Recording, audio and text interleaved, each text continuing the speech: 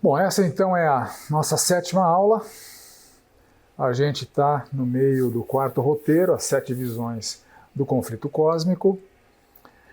E, como eu disse na aula passada, a ênfase dessas 7 visões é a batalha da Igreja contra Satanás e contra as forças satânicas, que eu apresentei para vocês, na aula passada, esse resumo das forças satânicas no Apocalipse, 5 forças satânicas, que são as hostes malignas, ou seja, os anjos caídos, a besta que emerge do mar, a besta que sobe da terra, a grande meretriz e os próprios adoradores da besta. Então, na aula passada, a gente viu a primeira visão, a mulher grávida perseguida, que basicamente narra a história da nação santa.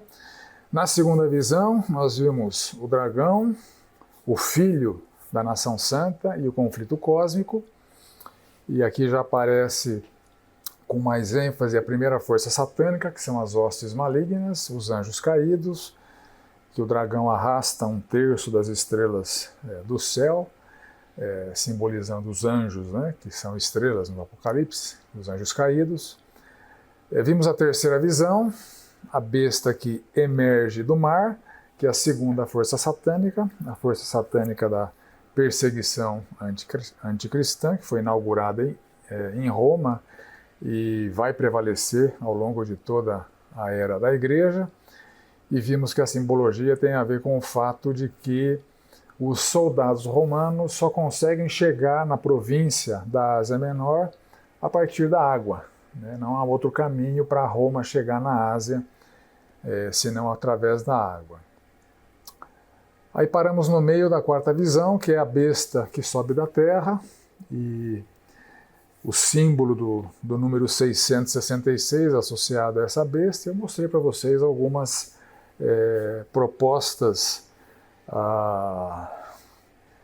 criativas e muitas vezes absurdas para explicar ou para entender o que poderia significar o 666. Hoje eu vou apresentar a minha proposta de solução para esse dilema. Então estamos aqui na 4ª visão, a besta que sobe da terra, que é a terceira força satânica, e o número da besta, o 666. Bom, segundo a revelação, calcular esse número é um feito de sabedoria, de quem tem entendimento do seu significado.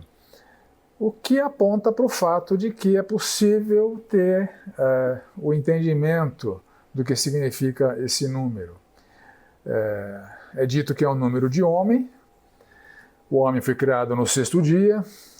Na 6ª trombeta e na 6ª taça a gente vê o esforço, o empenho de Deus para salvar o homem pecador. Então, assim como no Apocalipse o número 7 simboliza aquilo que é completo, aquilo que é perfeito, aquilo que é santo, o número 6 então simboliza o que é incompleto, o que é imperfeito e o que é perverso. Tá? Então, dessa maneira, o 666 traz em si uma tríplice ênfase. Assim como a santidade é triplamente enfatizada, quando os querubins cantam, proclamam santo, santo, santo, a perversidade no 666 é igualmente enfatizada. Então, assim como Deus é extremamente santo, a besta é extremamente perversa.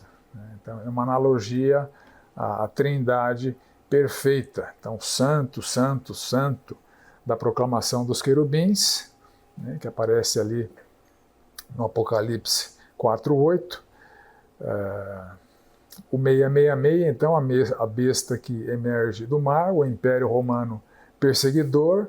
Então, essa mesma força satânica que foi inaugurada em Roma e que atuava perseguindo a Igreja, continuará perseguindo a Igreja durante toda a era da Igreja, e é uma força perversa, perversa, perversa, em oposição à santidade de Deus. Então, eu entendo que esse é o significado mais simples, porém, que a gente pode afirmar com bastante certeza. Afirmar que a besta é triplamente perversa é algo que não violenta nenhum outro princípio bíblico, e essa afirmação não está provida de nenhuma especulação criativa e muitas vezes absurda como aquelas que a gente viu. Então a besta que sobe da terra, que é a província romana, que impunha a adoração a César, que parecia cordeiro e falava como leão, então conotação religiosa, o falso profeta. Então a mesma força satânica que foi inaugurada em Roma e que impunha a falsa religião da adoração a César, continuará ao longo de toda a era da Igreja, impondo falsas religiões, todas elas a serviço de Satanás, porque todas as demais religiões contrárias ao cristianismo são mentirosas, por mais antipática que essa afirmação possa parecer, mas a verdade é exclusiva. Se o Senhor Jesus afirma que Ele é o caminho, a verdade e a vida, e ninguém vai ao Pai senão por Ele, todas as outras propostas são ardilosas, enganosas, e vêm da artimanha satânica, e as falsas religiões vão estar presentes durante toda a era da Igreja e vão ganhar força, como eu disse, no final dos tempos, quando a Igreja tiver perdido a sua relevância nesse mundo, essa besta vai ter grande força. Entramos então na quinta visão, que vai do capítulo 14, versos 1 a 5, só lembrando que os textos que nós estamos cobrindo eles são mais longos, então as leituras precisam ser feitas em casa. Eu tenho repetido isso todas as aulas, espero que todos tenham lido. Então aqui na quinta visão, sobre o Cordeiro e os seus servos. Então, o apóstolo diz que olhou e viu o Cordeiro em pé sobre o Monte Sião, ou seja, um símbolo da Jerusalém celestial. Sião simboliza Jerusalém. Então é a assembleia de todos os salvos pelo sangue do Cordeiro. Com ele, os 144 mil, que é a nação santa, como nós já vimos em aulas passadas, são os habitantes da Jerusalém celestial. É dito que o nome do Cordeiro está escrito sobre a fronte dos 144 mil, da mesma maneira que as mãos, e a fronte, a marca nas mãos e na fronte simbolizavam pertencimento à besta. Aqui o nome escrito na fronte simboliza o nosso pertencimento ao Senhor Jesus Cristo, que transformou nossas vidas através da transformação das nossas mentes. E o Cordeiro e seus servos cantam um novo cântico. E a canção aqui, a canção da redenção. São os comprados, somente aqueles que foram comprados da terra, que podem aprender esse cântico. Os que não foram comprados, os adoradores da besta, não conseguem aprender esse cântico, simbolizando, obviamente, a exclusividade da redenção para os salvos, e da perdição para os não salvos, para os adoradores da besta. Aí, dos versos 4 a 5, a gente vê uma descrição da santidade dos redimidos, aqueles que foram comprados e lavados pelo sangue do Cordeiro. Eles não se macularam com mulheres, eles são castos, um símbolo da sua pureza espiritual, da sua fidelidade espiritual. Eles não cometeram o adultério da idolatria. Eles são os seguidores do Cordeiro e não os seguidores da besta. São os redimidos dentre os homens, literalmente são aqueles que foram comprados pelo alto preço do sangue do Senhor Jesus Cristo. São as primícias para Deus e para o Cordeiro, primícias da ideia dos primeiros frutos, os melhores frutos, para Deus, e muito mais redimidos virão, então além das primícias, dos primeiros frutos, né, da época da igreja primitiva, João olhando para o futuro, primícia dá a entender de que, assim como vieram os primeiros frutos, a colheita continuará acontecendo ao longo de toda a história e muitos mais serão comprados da terra, como nós, né, fomos comprados da terra muito tempo depois. É dito no texto que não se achou mentira na sua boca. Então, ao contrário disso, o que há na sua boca é a proclamação contínua da verdade do Evangelho. Isso remete àquelas duas testemunhas, né, que nós vimos quando estudamos o Apocalipse capítulo 11, que simbolizavam a presença da igreja testemunhando da verdade. Eles não têm mácula, é um símbolo para a realidade da lavagem, né, purificadora do sangue de Cristo em nossas vidas. Eles estão completamente limpos, não pelos seus méritos, mas pelos méritos de Cristo, porque Deus olha para os redimidos através do sangue de Cristo, que comprou a nossa justificação. Então, assim como o Senhor Jesus derramou seu sangue, satisfez a justiça de Deus, ele imputa a nós as suas conquistas. Então, ele foi justo, morreu sem pecados, foi um sacrifício aceito como punição pelos pecados da humanidade, e ele compartilha com nós essa sua conquista, nos justificando, nos declarando justos. Então nós somos justificados, como nós lemos ali em Romanos capítulo 5, né? Justificados mediante a fé, temos paz com Deus por meio do nosso Senhor Jesus Cristo. Então é por isso que em nós não há mancha, não há mácula, não há sujeira. Não é uma referência a uma santidade absoluta, que é impossível, mas é uma referência a um lavar perfeito conquistado pelo sangue do nosso Senhor Jesus Cristo. Aí entramos na sexta visão. Mais uma vez aqui ocorre a proclamação do Evangelho, simultaneamente com o anúncio da derrota do mal. E aqui aparece a quarta força satânica, a grande meretriz, e a quinta força satânica, os adoradores da besta. E é muito interessante a gente, olhando panoramicamente para o livro do Apocalipse, a gente consegue, nessa visão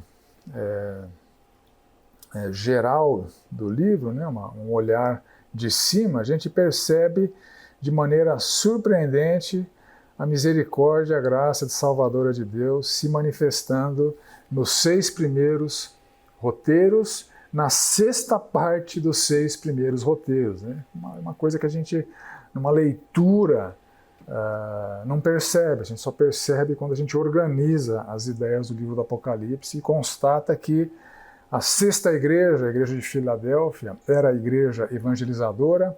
No 6º selo ocorre a proclamação do Evangelho, na 6ª trombeta, na 6ª taça, aqui na 6ª visão, e a gente vai ver na 6ª palavra de justiça.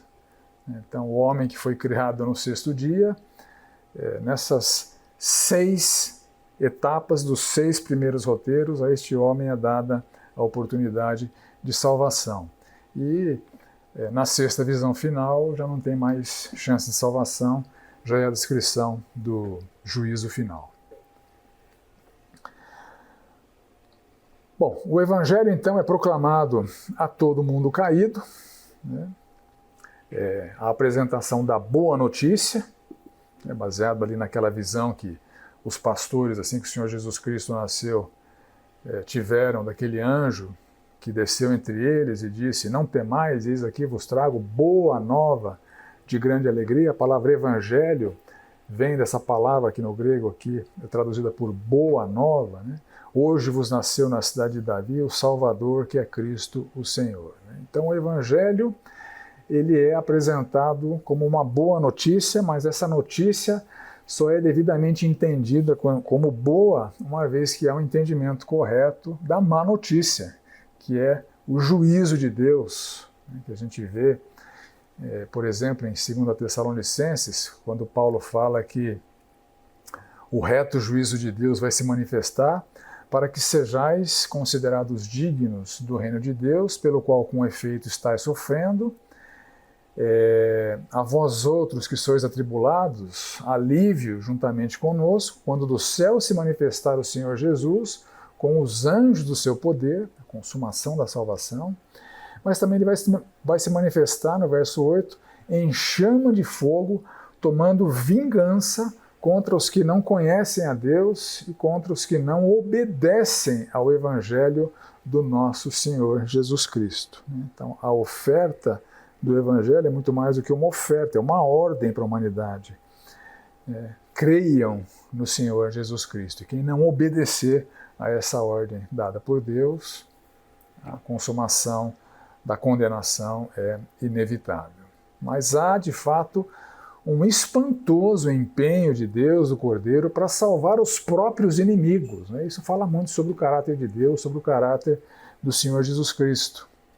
O impressionante amor de Deus e do amor do Senhor Jesus Cristo, que é apresentado em João 3,16 e 18, um dos textos mais famosos da Bíblia. Deus amou ao mundo de tal maneira, com tamanha intensidade, que deu seu Filho único, unigênito, para que todo aquele que nele crê não pereça, mas tenha vida eterna, porque Deus enviou o seu Filho ao mundo não para que julgasse o mundo, mas para que o mundo fosse salvo por ele.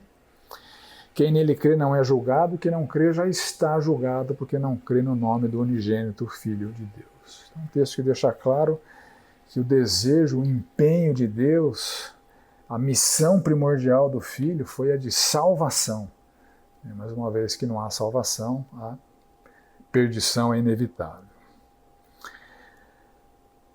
Aí dos versos 8 a 13, ele começa falando da derrota do mal, começa falando pela grande Babilônia, Então aqui o capítulo 14, verso 8, é paralelo lá com Apocalipse 18, de 2 a 3. Então a derrota da grande meretriz é aqui anunciada e vai ser detalhada e consumada ali no Apocalipse 17 e 18. Então, nos próximos roteiros, caem também a besta do mar, a besta da terra, que é o falso profeta, e, finalmente, Satanás e as suas hostes malignas, que são todos lançados juntamente com os perdidos no lago do fogo. Então, dos versos 9 até 11, trata da derrota dos adoradores da besta, aqueles que não se apropriaram das boas novas, que não obedeceram ao Evangelho do Senhor Jesus Cristo, e a linguagem aqui é de juízo, O vinho da cólera de Deus virá sobre eles, eles ficarão embriagados, mas pela justiça de Deus, que vai vir com toda a força, proporcional à gravidade da sua pecaminosidade, e eles serão lançados então nesse ambiente de tormento eterno, que no Apocalipse é chamado de lago de fogo. Então ali é dito que há a presença de fogo e enxofre, símbolos da condenação terrível, e essa condenação acontecerá diante dos anjos, na presença do Cordeiro, tal como está descrito ali em Mateus 13, versos 40 e 43, até 43, assim como o joio é colhido e lançado ao fogo, assim será na consumação do século. Mandará o Filho do homem os seus anjos, que ajuntarão do seu reino todos os escândalos e os que praticam a iniquidade, e os lançarão na fornalha acesa, e ali haverá choro e ranger de dentes. Então os justos resplandecerão como o sol, e no reino de seu Pai. Quem tem ouvidos para ouvir, ouça. Então isso é que significa diante dos anjos e na presença do Cordeiro. Então é dito que essa condenação é um estado em que não haverá descanso, haverá tormento por toda a eternidade, é um ambiente, é um local afastado da presença gloriosa de Deus, da comunhão de Cristo, um lugar terrível, que ninguém em sã consciência deveria querer estar ali. E no verso 12, uma palavra de perseverança, de esperança para os santos. Né? Perseverem, porque a injustiça cometida contra vocês será finalmente vingada. E há uma bem-aventurança aos mártires e a todos os mortos em Cristo. O benefício, aqueles que partem com a morte e estão com Cristo, já é imediato. Assim que morrem, já estão com Cristo, eles não precisam esperar a consumação dos séculos. Né? Verso 13, bem-aventurados os mortos, que desde agora morrem no Senhor. Sim, diz o Espírito, para que descansem das suas fadigas, pois as suas obras os acompanham. Então, desfrute da presença do Senhor Jesus Cristo, assim que partimos dessa vida, uma realidade, o gozo já se inicia com o fim dessa vida terrena. E também há a bem-aventurança aos mártires, né? O bem-estar dos mártires, daqueles que foram mortos por causa da sua fé no Senhor Jesus Cristo, não depende da punição dos seus algozes, porque assim que eles morrem por sua fé no Senhor Jesus Cristo, seu tormento termina e já entram no gozo do seu Senhor.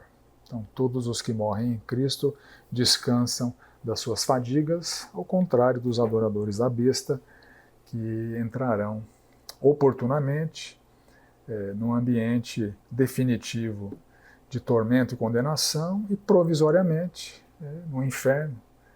Na parábola do rico e do Lázaro, o Senhor Jesus já nos ensina que o rico, ao morrer, já estava em tormentos. Então, esse ambiente provisório de condenação haverá o definitivo, como há um ambiente provisório de salvação, que é o paraíso.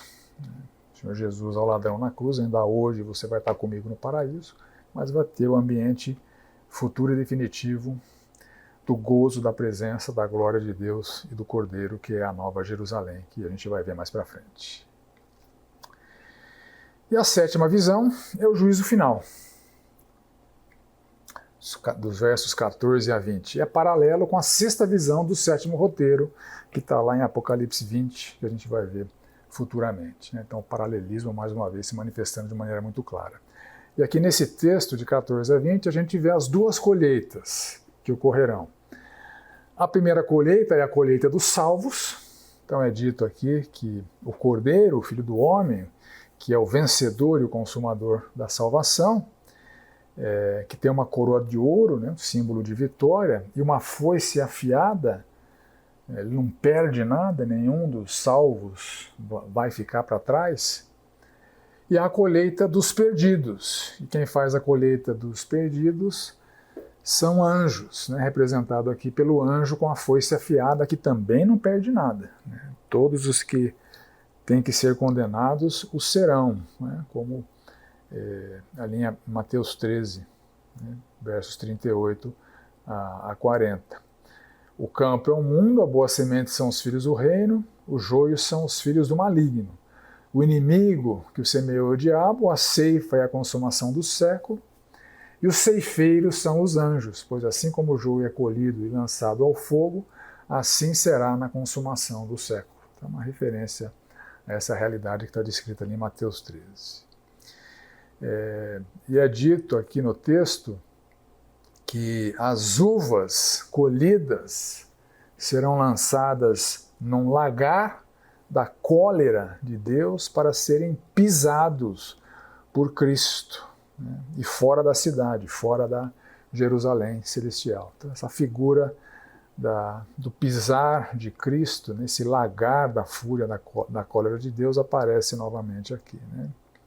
E é dito que o sangue desse lagar vai até a altura dos freios dos cavalos, né, até a sua boca, né, e tem 1.600 estádios, ou seja, um rio de sangue volumoso, né, até a altura da boca, dos freios dos cavalos, e com uma extensão de mais de 300 quilômetros, né, simbolizando a intensidade do juízo final. Terminando esse roteiro, nós entramos no próximo, então, que é o sexto, onde veremos as 7 palavras de justiça, e nesse roteiro vemos a ênfase na derrota dos agentes do mal. Então, esse roteiro cobre aqui do capítulo 17 até o capítulo 19, verso 10. Então, a primeira palavra de justiça é a descrição da grande meretriz que será julgada. Então, a descrição da grande meretriz está representada nessa imagem, né, que alguém propôs para a gente visualizar o que está sendo descrito aqui, né, que essa grande meretriz, com as quais se prostituíram os reis da terra, né, ela está sentada nessa besta, né? Na sua fronte está escrito um mistério: Babilônia, a grande mãe das meretrizes e das abominações da terra. Então, a primeira palavra de justiça é anunciada por um dos 7 anjos, os mesmos anjos das taças, né, do roteiro anterior. A grande meretriz é dito que ela será julgada.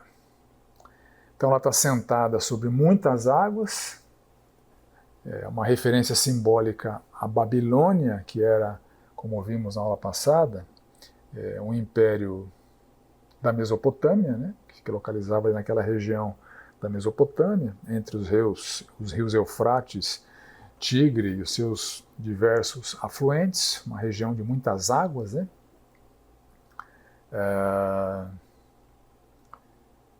E a Babilônia original, que possuía muitos canais de abastecimento de água, é comparada aqui no verso 1 com a grande meretriz que se acha sentada sobre muitas águas. Então, um casamento simbólico aqui de Roma com a Babilônia. Assim como a Babilônia foi um império usado por Deus para o sofrimento da nação santa, Roma, similarmente, tem esse papel, mas está sendo usada por Satanás, obviamente sob a permissão de Deus, para infringir perseguição e dor à nação santa. Então, o fato de a Babilônia original possuir muitos canais de abastecimento, muitas águas, as águas, conforme o Apocalipse 17, verso 15, né, as águas significam as muitas nações que estão debaixo da sua influência pecaminosa.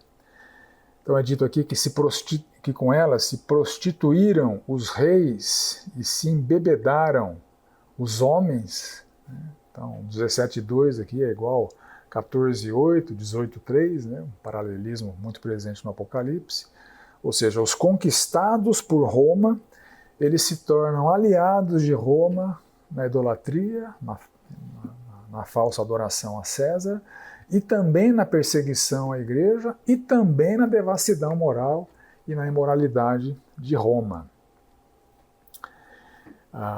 Então a grande meretriz está montada numa besta, conforme o verso 3, a besta escarlate, né? Aquela mesma besta que a gente viu no roteiro passado, a besta que sobe da terra, que é o falso profeta, né? A província romana que impunha a adoração a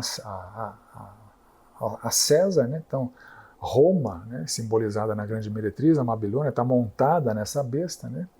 Ou seja, a meretriz conduz, domina a besta. Então Roma leva a perseguição à igreja para o deserto da peregrinação da igreja, conforme vimos lá no capítulo 12, verso 14. A meretriz ostenta a sua riqueza, né, no verso 4, simbolizando aí toda a prosperidade financeira de Roma. E a meretriz ostenta também a sua imundície. Então, a imundície da sua prostituição, ou seja, toda a sujeira indigna produzida pelas suas repetidas e diversificadas fornicações adúlteras. É assim que a grande meretriz é descrita. E é descrita no verso 5 como alguém que tem um nome misterioso na sua testa, né? Babilônia, a grande mãe das meretrizes, das abominações da terra. Né? Um mistério. Por que é um mistério?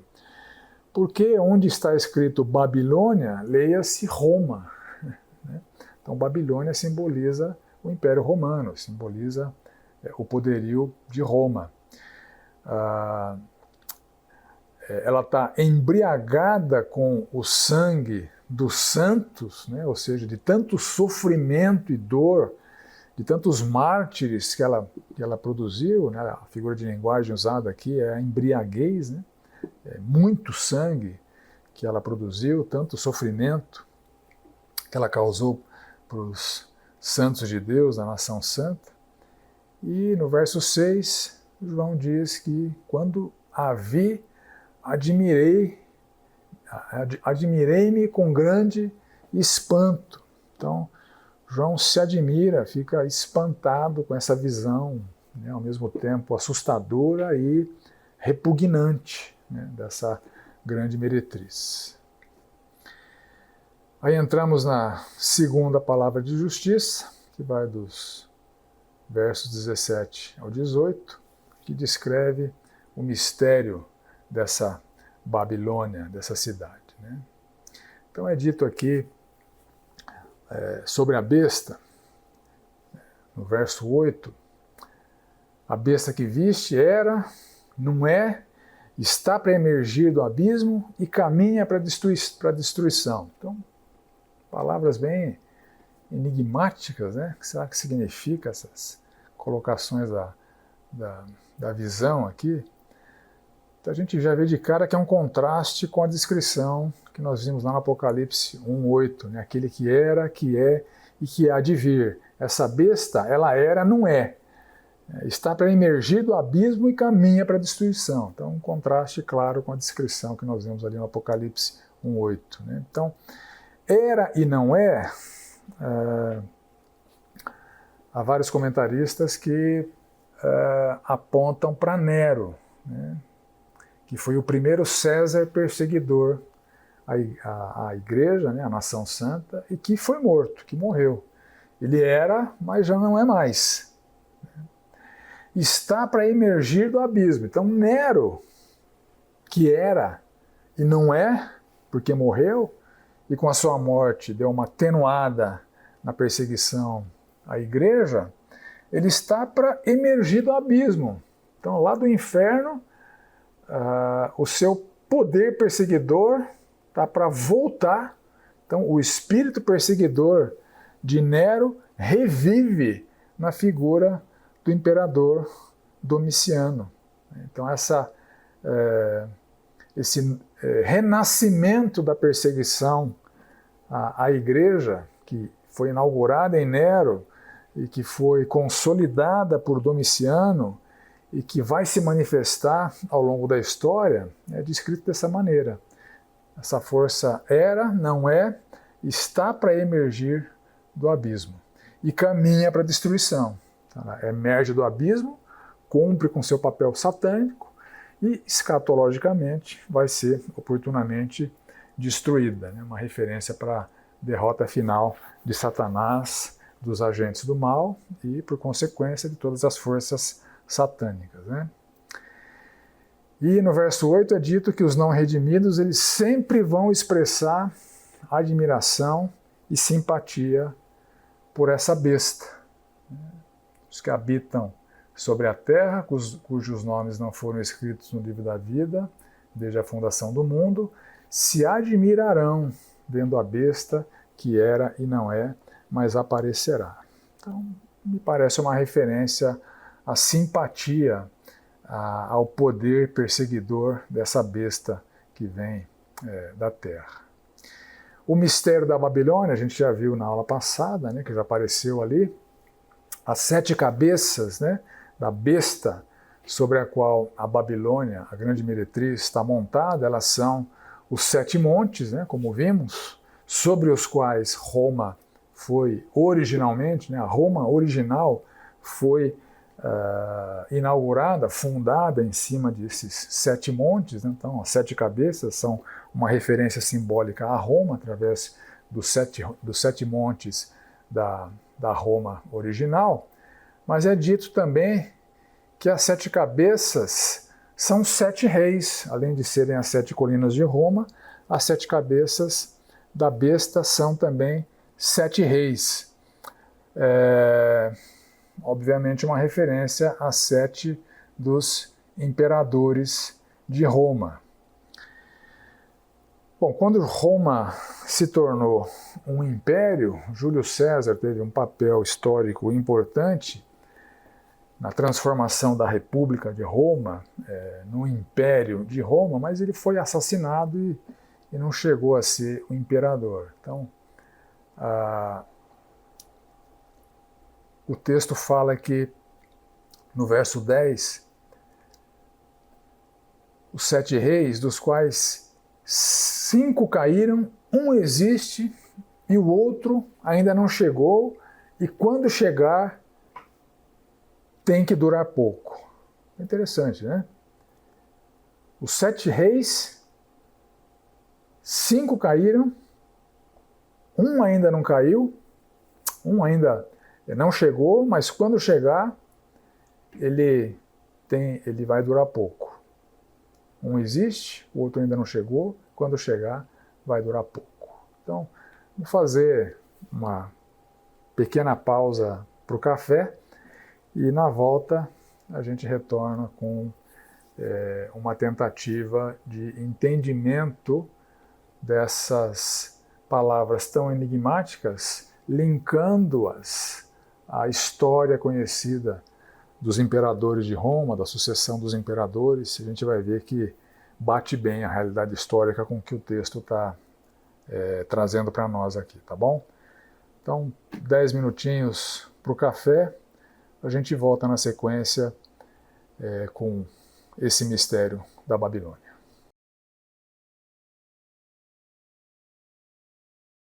Bom, continuando aqui então, as 7 cabeças são também 7 reis, dos quais caíram 5, um existe, o outro ainda não chegou, e quando chegar tem de durar pouco. Então o primeiro imperador foi Augusto, que reinou ali de 27 antes de Cristo a 14 depois de Cristo. O segundo foi Tibério, de 14 a 37. O terceiro foi Calígula, de 37 a 41. O quarto foi Cláudio, de 41 a 54, e o quinto foi Nero, de 54 a 68. Depois de Nero, houve um período de instabilidade muito grande no Império e os próximos imperadores duraram muito pouco. O Galba durou só 7 meses, o Otto 3, o Vitélio 8, então eles não são contados aqui como cabeças, né, porque as suas presenças como imperadores foram irrelevantes. Mas é dito que um existe. Então o sexto Vespasiano, de 69 a 79, né, então as 6 das 7 cabeças da besta, né, são esses Césares aqui, esses imperadores. E depois daquela grande instabilidade de Roma, o Vespasiano permanece por 10 anos. Então o outro ainda não chegou, quando chegar durará pouco, que é Tito, que começou a governar em 79 e governou só até 81, somente 2 anos. Então, interessante que a descrição histórica da sequência de sucessão dos Césares, quando a gente encaixa, né, esses 7 Césares nas 7 cabeças que João está descrevendo na besta aqui, faz todo sentido, né? É só desconsiderar os irrelevantes de 7 meses, 3 meses e 8 meses como não sendo cabeças, né? O que sobra são os que de fato foram imperadores, foram cabeças que reinaram por um período de tempo significativo, né? A besta que era e não é, então a perseguição oficial do Nero acabou, a quinta cabeça, né? É também o oitavo rei. Olha que interessante. Então a perseguição oficial de Nero, que tinha acabado, então a besta que era e não é também o oitavo rei, ou seja, o oitavo imperador, que é o Domiciano, né? Que está regendo aqui o império, a época que João escreveu o Apocalipse, e que restabeleceu a perseguição que foi primeiramente oficializada pela quinta cabeça, pelo quinto imperador, que foi Nero. Então, o oitavo rei, Domiciano, com ele ressurge a perseguição oficializada. Então é dito no verso 11 que esse oitavo é o oitavo rei, ele procede do 7 e caminha para a destruição.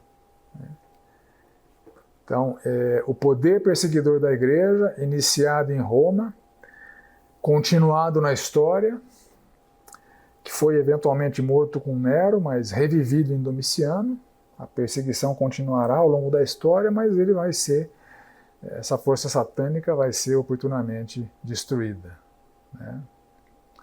Conforme o verso 11. Caminha para a destruição, mas a destruição aqui é escatológica, só no final dos tempos. É dito mais sobre o mistério da Babilônia, os 10 chifres são também 10 reis, segundo o verso 17, os 10 chifres da besta são 10 reis, ou seja, são 10 reis vassalos de Roma, era uma prática comum do império, né? Os reis conquistados não eram removidos do seu trono, mas sua autoridade era diminuída e eles tinham que ser submissos ao comando, aos interesses de Roma.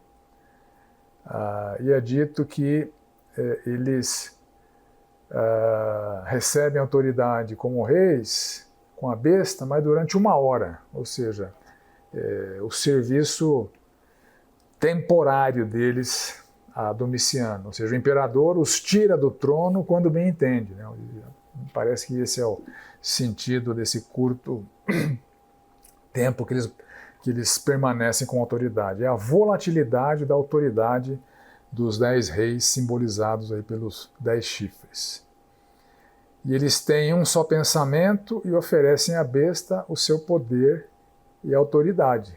Então eles estão absolutamente unânimes na obediência ao imperador, obediência às ordens do César vigente.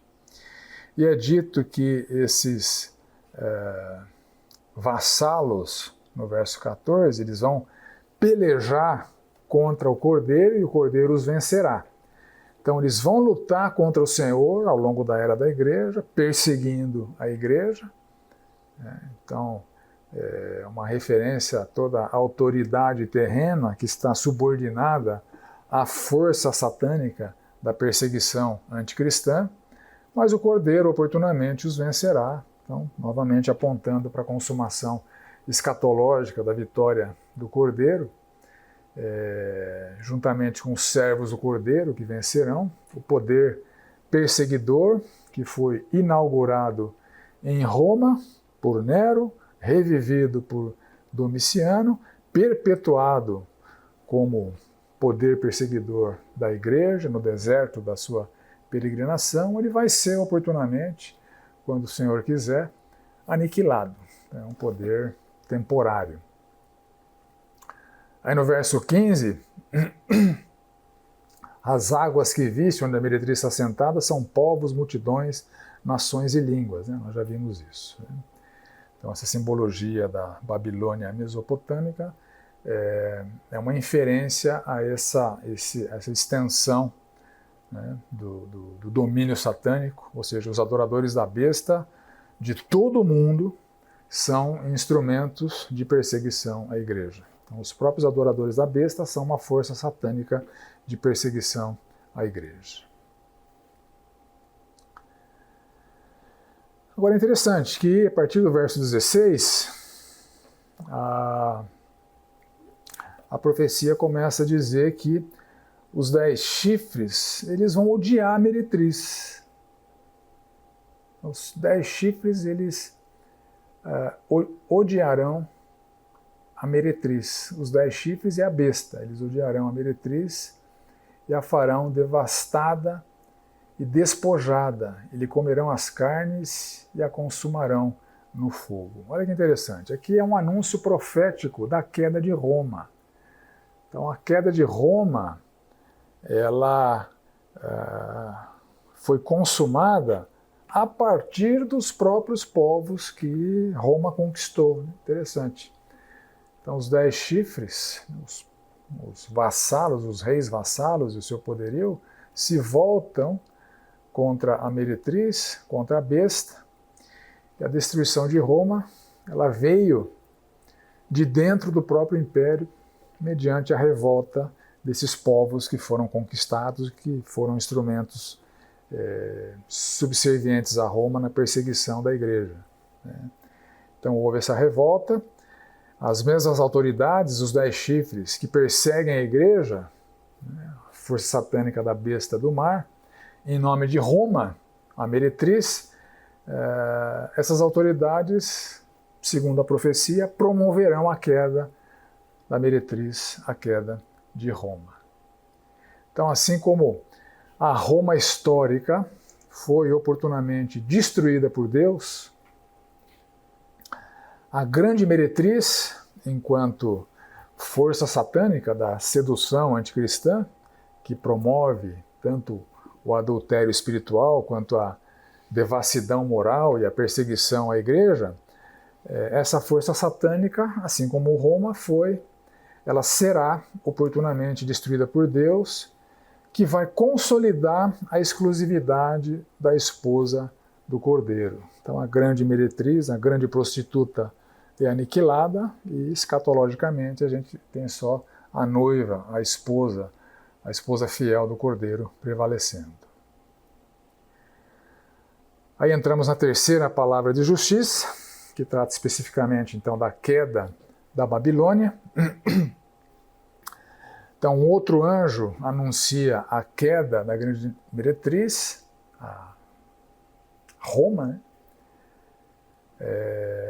E exclamou com potente voz, dizendo: caiu, caiu a grande Babilônia. Então, a consumação da profecia é tão certa que a manifestação do anjo já diz que caiu, né? Como se já tivesse acontecido. Então, a queda de Roma, profetizada e na história concretizada, ela tem uma descrição terrível aqui no texto de 1 a 3.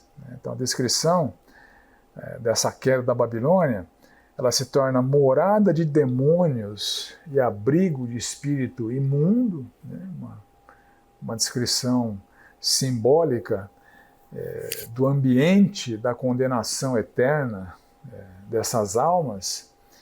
Vai ser um esconderijo de ave imunda, né? Ou seja, um símbolo dos urubus desfrutando da carniça dos corpos. É uma visão escatológica da queda da perseguição, da queda da força satânica da perseguição. Assim como a Roma histórica caiu, a força da perseguição anticristã cairá oportunamente e a sua queda é descrita nesses termos, né? Uma descrição bem terrível. Entramos então na quarta palavra de justiça, o julgamento da Babilônia, que vai aqui do capítulo 18, versos 4 até 20. E antes do julgamento, há um apelo de Deus à nação santa. Isso é bem interessante, né? Verso 4, Deus fala para a nação santa: ouvi outra voz do céu dizendo: retirai-vos dela, povo meu, para não serdes cúmplices em seus pecados, para não participardes dos seus flagelos. Olha que interessante, né? Há a possibilidade de pessoas da igreja se tornarem cúmplices do pecado personificado em Roma, né, na Babilônia, e, consequentemente, vai sobrar para eles os flagelos que Deus vai derramar na Babilônia. Então, o retirai-vos dela, do 18:4, é uma convocação para a gente, como crentes, para a gente não se conformar com o mundo. Né? Esse conceito ecoa constantemente ao longo das páginas do Novo Testamento. A gente vê, por exemplo, em Romanos 12, rogo-vos, pois, irmãos, pelas misericórdias de Deus, que apresenteis o vosso corpo por sacrifício vivo, santo e agradável a Deus, que é o vosso culto racional, e não vos conformeis com este século, mas transformai-vos pela renovação da vossa mente, para que experimenteis qual seja a boa, agradável e perfeita vontade de Deus. Então esse é o clamor de Deus aqui. Retirai-vos dela, não sejam como ela, não se amoldem à grande meretriz, para não participardes dos seus flagelos. Ou seja, a disciplina de Deus, a força disciplinadora que infringe dor à Babilônia, essa mesma força disciplinadora infringe dor através da disciplina de Deus para o povo de Deus que é desviado e que é conformado com esse século e expressa essa conformação através da sua pecaminosidade. Então, o texto de Hebreus 10, por exemplo, trata disso. Se vivermos deliberadamente em pecado, depois de termos recebido o pleno conhecimento da verdade, já não resta sacrifício pelos pecados, pelo contrário, certa expectação horrível de juízo e fogo vingador prestes a consumir os adversários. Então, olha que interessante, a linguagem da disciplina de Deus aqui em Hebreus capítulo 10, para a disciplina do seu povo, porque Hebreus 10 trata dos crentes, o Senhor julgará o seu povo, verso 30, horrível coisa é cair nas mãos do Deus vivo. Então a disciplina de Deus descrita em Hebreus 10 tem muita similaridade com o juízo de Deus que afligirá os iníquos, os ímpios, os impenitentes, os adoradores da besta. Ou seja, assim como Deus derrama o seu juízo aos não convertidos, na disciplina de Deus, Deus também derrama o seu juízo, mas é um juízo punitivo visando a restauração, ao contrário do juízo punitivo visando a condenação que os adoradores da besta vão receber. Então, retirai-vos dela para não participardes dos seus flagelos. Não se amoldem a ela, senão vocês vão ser duramente castigados, como ela o será, através da disciplina, mas obviamente a disciplina é para restauração e não para condenação. A disciplina dos crentes é sempre visando a sua restauração, porque os crentes estão garantidos pelo poder de Deus. Eventualmente eles podem cair em pecado, como o texto de Hebreus fala, aquele que vive deliberadamente em pecado, mas apesar disso, Deus os disciplina, visando a sua reincorporação na comunhão do corpo de Cristo, mas a sua salvação é inabalável porque ela é firmada não nos seus méritos, mas no sangue do Senhor Jesus Cristo. Então a destruição da grande meretriz se estenderá em punição a todos os que ela seduziu. Então, dos versos 9 a 19 do capítulo 18, trata da angústia daqueles que foram seduzidos pela grande meretriz e que vão ser igualmente punidos. Mas é interessante que o texto fala que o motivo do lamento, o motivo da lamentação daqueles que são condenados será por conta das perdas das coisas que ele amavam nesse mundo e não porque passarão a eternidade longe de Deus. Essa é a mente do perverso. Ao serem punidos porque não creram no Evangelho de Cristo, o grande motivo do seu lamento não vai ser o estarem perpetuamente afastados da glória de Deus. Vai ser, poxa, nós perdemos as coisas que nós amávamos, nós perdemos as coisas do mundo, que nos davam prazer, que nos davam alegria. É muito curioso isso.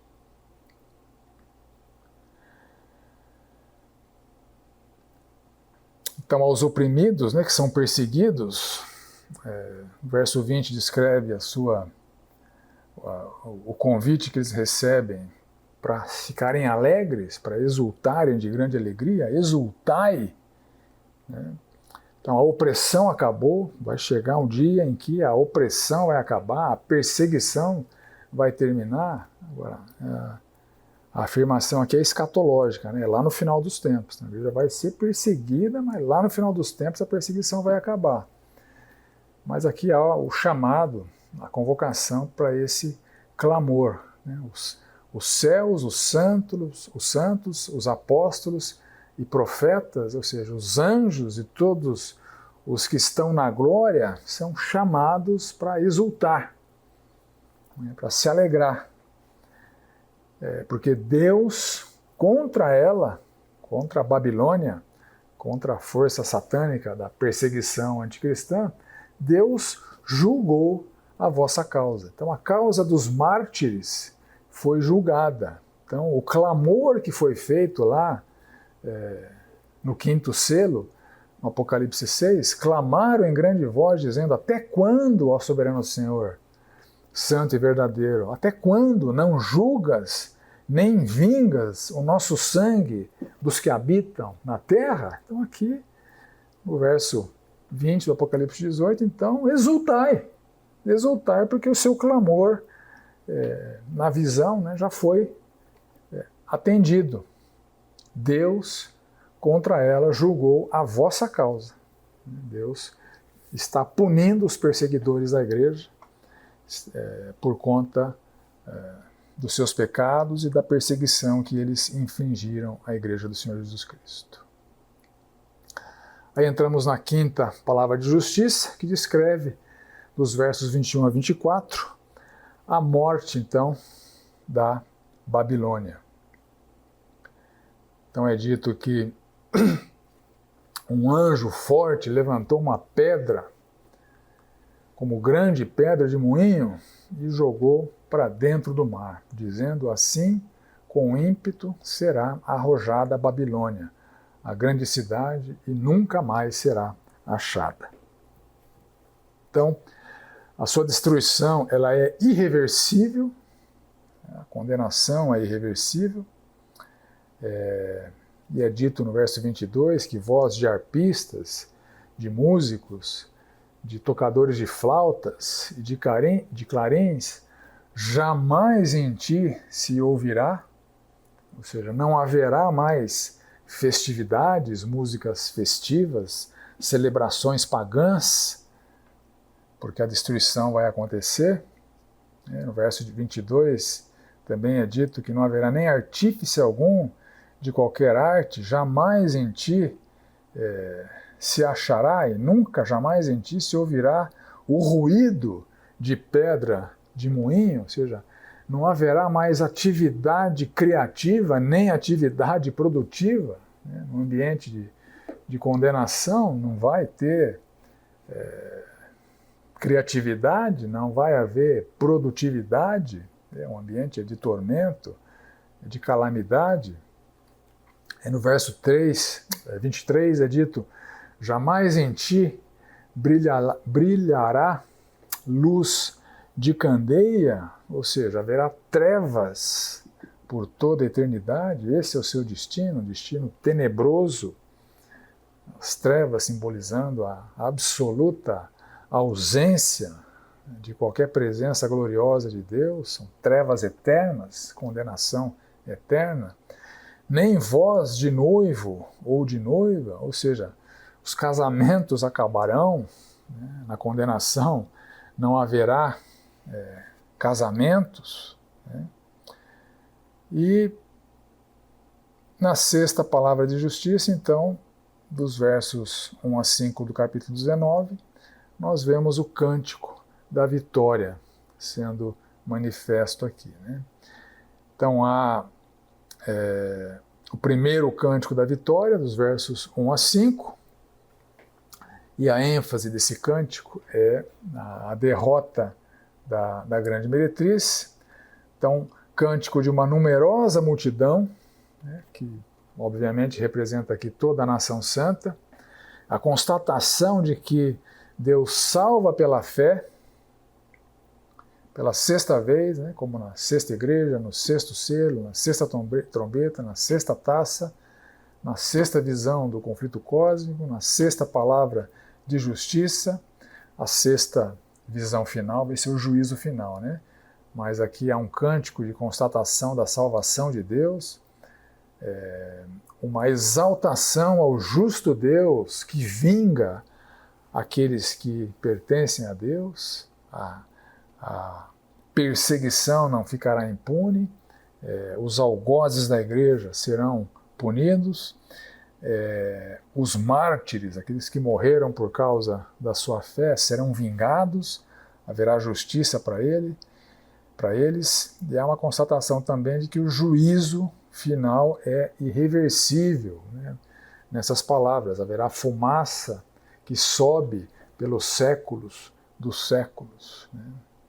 Conforme o verso 3. Aí no verso 4, os 24 anciãos e os 4 seres viventes, né, que são os 4 querubins, também, mais uma vez, louvam a Deus, dizendo amém, aleluia. Aí saiu uma voz do trono exclamando, dai louvores ao nosso Deus, todos os seus servos e os que temeis, os pequenos e os grandes. Então todos são convocados a essa celebração, a essa adoração de vitória.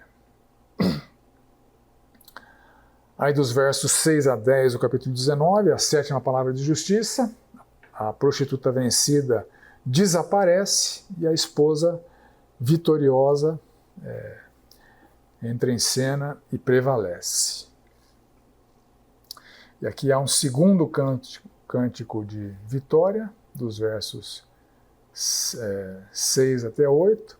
Então ouvi uma como voz de numerosa multidão, como de muitas águas e como de fortes trovões, dizendo, aleluia, pois reina o Senhor nosso Deus, o Todo-Poderoso. Alegremo-nos, exultemo-nos e demos-lhe a glória, porque são chegadas as bodas do Cordeiro, cuja esposa a si mesmo já se ataviou. Então a ênfase na vitória da esposa. Então, é um cântico que enfatiza, esse segundo cântico enfatiza a vitória da esposa. Novamente o cântico é descrito como um cântico de numerosa multidão, né, toda a nação santa, cantando esse segundo cântico, mas dessa vez voz como de muitas águas e fortes trovões, ou seja, um cântico mais forte que o cântico anterior. Então o cântico que enfatiza a vitória da esposa é muito mais empolgado do cântico que celebra a derrota da meretriz. Então essa é a diferença entre os dois cânticos. Essas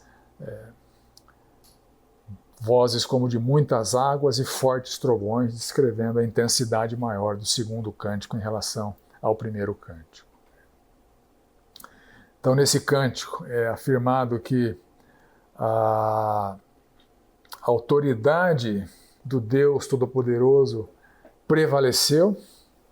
Aleluia, reina o Senhor nosso Deus, o Todo-Poderoso.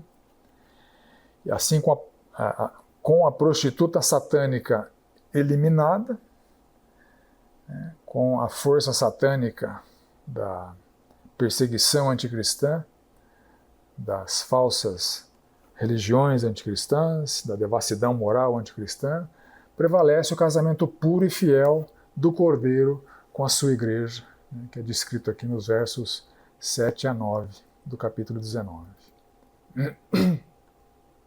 Então João recebe uma ordem aqui para documentar a maior de todas as bem-aventuranças, versos 19 e 9. Então falou o anjo, escreve, bem-aventurados aqueles que são chamados à ceia das bodas do Cordeiro.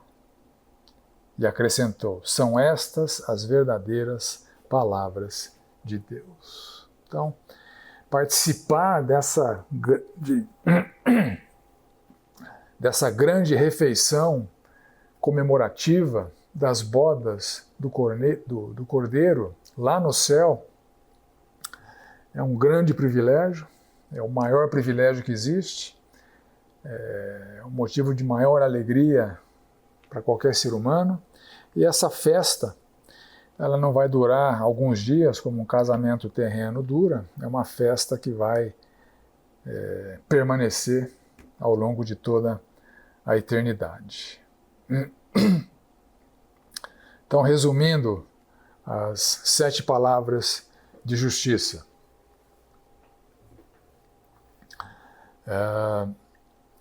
As 7 visões do conflito cósmico, né, o 5º roteiro, terminam com um desfecho contrastante para os homens, né?